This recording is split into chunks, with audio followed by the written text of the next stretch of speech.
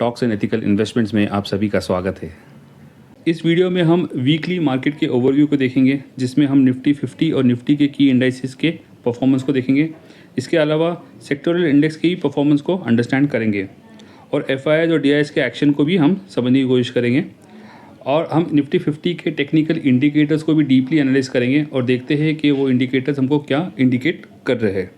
इसके अलावा जो अपकमिंग वीक है उसके कॉर्पोरेट एक्शंस को भी ओवरव्यू देखेंगे, जिसमें जो नेक्स्ट वीक में आने वाले डिविडेंड, बोनस, स्प्लिट और आईपीओस को भी स्टडी करेंगे। तो चलिए शुरू करते हैं। एक न्यूज़ आर्टिकल के थ्रू, और according to this news article इस हफ्ते में सेंसेक्स और निफ्टी ने बेस्ट रिटर्न्स दिए हैं फ्रॉम अक्टूबर 2024। और इस हफ्ते में निफ्टी 50 में 4.21% की तेज़ी थी और सेंसेक्स में 3.62% की तेज़ी देखी गई। और हम देख सकते हैं कि इस वीक में निफ्टी डिफेंस इंडेक्स ने आउट परफॉर्म किया, जिसमें 17.21% की तेज़ी देखी गई। और इस वीक में गोल्ड के शेयर प्राइस में डिक्लाइन देखा गया 3% का, और 1.5% की डिक्लाइन देखी गई इन सिल्वर के शेयर प्राइस में। और इस हफ्ते में एफआईआईस जो है वो नेट बायर्स बने थे। आगे चल के इसके डिटेल्स को भी अंडरस्टैंड करते हैं। और हम निफ्टी 50 और निफ्टी के की इंडाइसिस के वीकली परफॉर्मेंस को देखें तो हम देख सकते हैं कि निफ्टी 50 में 4.21% की तेज़ी थी, निफ्टी नेक्स्ट 50 में 7.28% की तेज़ी देखी गई। इसके अलावा हम देख सकते हैं कि निफ्टी 500 में 5.51% की तेज़ी थी, मिड कैप में 7.21% और स्मॉल कैप में 17% की तेज़ी देखी गई। तो ओवरऑल हम देखें निफ्टी और सारे की इंडाइसिस जो है वो पॉजिटिवली क्लोज हुए हैं। हम सेक्टोरल इंडेक्स की बात करें तो सारे सेक्टोरल इंडेक्स भी पॉजिटिवली क्लोज हुए, जिसमें सबसे ज़्यादा तेज़ी हम देख सकते हैं कि निफ्टी रियल्टी में थी 10.78% की। इसके अलावा निफ्टी मेटल में 9.28% की तेज़ी थी, निफ्टी मीडिया में 9% की तेज़ी थी। इसके अलावा सारे इंडेक्स जो है सेक्टोरल इंडेक्स जो है वो पॉजिटिवली क्लोज हुए। निफ्टी फार्मा में 2.66% और निफ्टी एफएमसीजी जिसमें सबसे कम तेज़ी थी 2.57% की।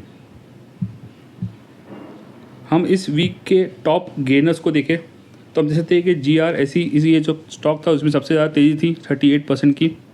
कोचिन शिपयार्ड में 37% की तेज़ी थी, अपार इंडस्ट्रीज़ में 35%, ई क्लर्क्स में 34% और किर्लोस्कर इंजीनियरिंग में 33% की तेज़ी देखी गई। और इस हफ्ते जो सबसे ख़राब परफॉर्म करने वाले स्टॉक्स थे, रेमंड जिसमें 58% की गिरावट देखी गई, न्यू लैंड लैब्स में 11% की गिरावट थी, KPR मिल में 9.98%, चंबल फर्टिलाइज़र में 8.9% और विजया में 8.39% की गिरावट देखी गई। हम एफआईआईस के एक्शन को देखें तो हम देख सकते हैं कि इस वीक में एफआईआईस नेट बायर्स थे और उन्होंने खरीदारी की है 15,924 करोड़ की इन कैश सेगमेंट में। और हम डीआईएस की बात करें तो डीआईएस भी नेट बायर्स थे इस वीक में और उन्होंने टोटल खरीदारी की है इस वीक में 9,556 करोड़ की।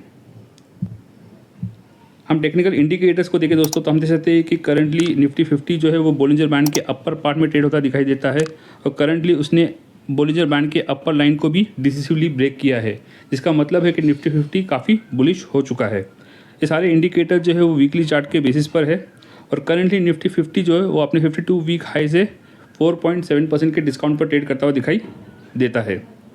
हम RSI इंडिकेटर की बात करें तो ये है 61, जो कि हम कह सकते हैं कि न्यूट्रल और ओवरबॉट जोन के एक मीडियन रेंज पर दिखाई देता है।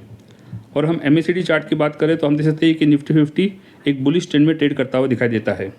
तो ओवरऑल हम निफ्टी 50 को देखें दोस्तों तो हम देख सकते हैं कि इस हफ्ते वो बुलिश था और सारे सेक्टोरल इंडेक्स और की इंडाइसेस भी बुलिश दिखाई देते हैं।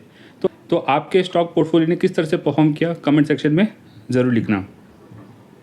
हम अपकमिंग वीक्स के कॉर्पोरेट एक्शंस की बात करें तो हम देख सकते हैं कि 20 मई को हम इंडीग्रीड इंफ्रास्ट्रक्चर ट्रस्ट इस कंपनी के 5.59 रुपीज़ के डिविडेंड आएंगे। इसके अलावा 21 मई को हम देख सकते हैं कि पेज इंडस्ट्रीज़ अपनी डिविडेंड देगी 200 रुपीज़ पर शेयर का। कोलैब प्लेटफॉर्म जो है वो अपने स्टॉक्स में स्प्लिट होगा, जिसका रेशो होगा 2:1। और ओडेसिस टेक्नोलॉजी लिमिटेड ये कंपनी भी डिविडेंड देगी ऑफ 1 रुपीज़ पर शेयर। और 22 मई की बात करें तो हम देख सकते हैं कि अशोक लीलैंड जो कंपनी है वो डिविडेंड देगी ऑफ 4.25 रुपीज़ का पर शेयर पर। और इमामी लिमिटेड जो है वो 2 रुपीज़ पर शेयर पर डिविडेंड देगी। इसके अलावा GM ब्यूरोज लिमिटेड है, ये कंपनी भी डिविडेंड देगी ऑफ 7 रुपीज़ 50 पैसे पर शेयर। और हम 23 की बात करें LTI Mindtree जो है वो डिविडेंड देगी 45 रुपीज़ पर शेयर, हैवेल्स इंडिया देगी 6 रुपीज़ पर शेयर और BSE लिमिटेड का स्टॉक्स स्प्लिट होगा विद द रेशियो ऑफ 2:1। और हम देख सकते हैं कि कीस्टोन रियल्टीज़ लिमिटेड ये कंपनी भी डिविडेंड देगी ऑफ 1 रुपीज़ 50 पैसे पर शेयर और सुला विनियार्ड्स लिमिटेड ये कंपनी भी डिविडेंड देगी ऑफ 3 रुपीज़ 60 पैसे पर शेयर। हम अपकमिंग IPOs की बात करें तो हम देख सकते हैं कि नेक्स्ट वीक में 5 IPOs आने वाले हैं, जिसमें 2 IPO जो है वो मेन बोर्ड IPO है। जिसमें सबसे फर्स्ट IPO है बोरोना व्हील्स, जिसका IPO ड्यूरेशन है 20 मई टू 22 मई। सेकेंड IPO है बेल राइज इंडस्ट्रीज़ और इसका IPO ड्यूरेशन है 21 मई टू 23 मई। इसके अलावा 3 जो है वो SME IPOs आने वाले हैं नेक्स्ट वीक में। तो ये था दोस्तों अपकमिंग वीक्स के कॉर्पोरेट एक्शंस। इस वीडियो में इतना ही दोस्तों, मिलते हैं नेक्स्ट वीडियो में एक न्यू इंटरेस्टिंग टॉपिक के साथ। Thank you.